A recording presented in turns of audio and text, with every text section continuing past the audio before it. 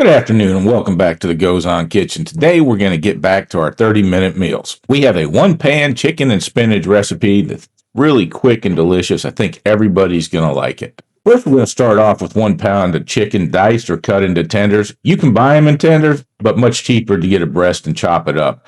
We're going to add a 1/4 teaspoon of salt and a 1/4 teaspoon of pepper, and we're going to mix it all up. On medium heat, we're going to add our olive oil, get that in there and get it a little swirled around. Then we're going to take our chicken stirred in here, get it all in there nice and evenly, and then we're going to start mixing it. We're going to cook it till it's done in this pan because most people don't like their chicken rare or medium rare.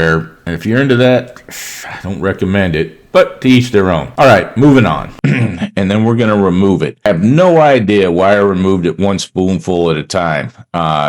Seemed a little ridiculous, and it's amateur hour. A pro would have dumped it on the plate. Now that we got the chicken out of the pan, we're going to add the garlic and simmer it for about 30 seconds.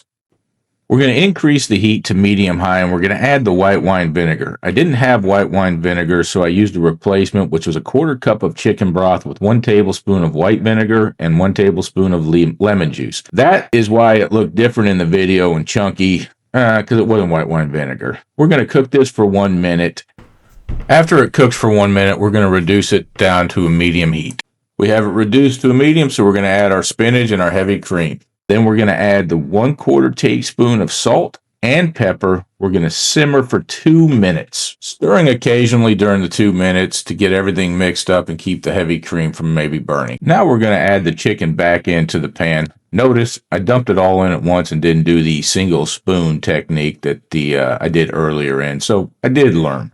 We want to make sure we thoroughly stir this up so we get all the chicken coated and then let it simmer for maybe another minute or two. I did turn this down to low, just precautionary. Recipe didn't call for it, but better safe than sorry. On the ingredients shot, I did forget the heavy cream, so I made some animations so we wouldn't forget it. I do mock all this up beforehand and still made that mistake. But let's move on to the last shot. This is it plated up with a nice salad, sourdough bread, some pepperoncinis, and it went great with the 14. In fact, the 14 was hands down the winner. I'd like to finish this week with just saying, if you're going to go out to eat, try a mom and pop shop, a local diner, something along those lines. There's nothing wrong with chains or any of that, but finding those hidden gems that family owned and all that are pretty cool. But not saying don't go to chains. They have their place. Anyway, it was great catching up this week. I sure enjoyed it. I hope you liked the video. And if you did, please subscribe. We'll catch you next week.